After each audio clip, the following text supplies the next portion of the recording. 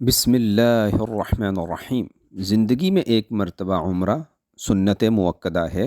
بالوں کی جسم کی اچھی طرح صفائی کر کے غسل کر لیجئے اور خوشبو لگا لیجئے، یہ سنت ہے۔ اس کے بعد احرام باندھا جائے گا۔ عمرہ کے دو ہی فرض ہیں، احرام اور طواف۔ احرام باندھ لیا، پابندیاں شروع نہیں ہوئیں، اور 2 رکعت نماز نفل پڑھیے احرام کی نیت سے سر ڈھانپ کے۔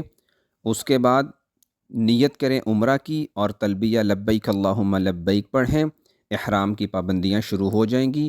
یوں عمرہ کا ایک فرض پورا ہوا۔ اب خانہ کعبہ پہنچے، خانہ کعبہ پہ نظر پڑی تو ربنا آتنا فی الدنیا حسنہ والی دعا پڑھ لیں، اور یہ بھی کہ یا اللہ یہاں جو بھی دعائیں کریں قبول فرما، باقی دعائیں دیکھ لیجئے۔ اور پھر حجر اسود کی سیدھ والی لائن میں گرین لائٹس کے نیچے آ جائیں، وہاں پر تلبیہ ختم۔ اب یہاں پر استلام کریں، دایاں کندھا ننگا کریں، پہلے 3 چکروں میں اکڑ کے چلیں، 7 چکر پورے کریں۔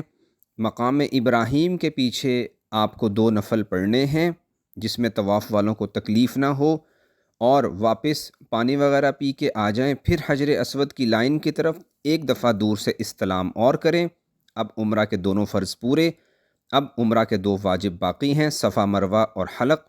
صفا سے شروع کریں گے، دعا کریں گے، مروہ پہ چکر ختم ہوگا، اور اسی طرح 7 چکر پورے کر کے مروہ سے باہر نکلیں گے۔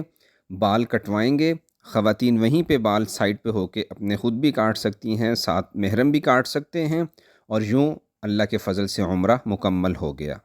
اور اگر دوسرا عمرہ کرنا ہو تو اس کا طریقہ یہ ہے کہ اپنے کمرے سے ہی احرام کی چادریں باندھ لیں تاکہ آپ کو سامان اٹھا کے ساتھ نہ جانا پڑے، اور گاڑی میں چلے جائیں مسجد عائشہ، وہاں جا کے احرام کی نیت سے 2 نفل پڑھ لیں اور عمرہ کی نیت کر لیں، واپس آ جائیں۔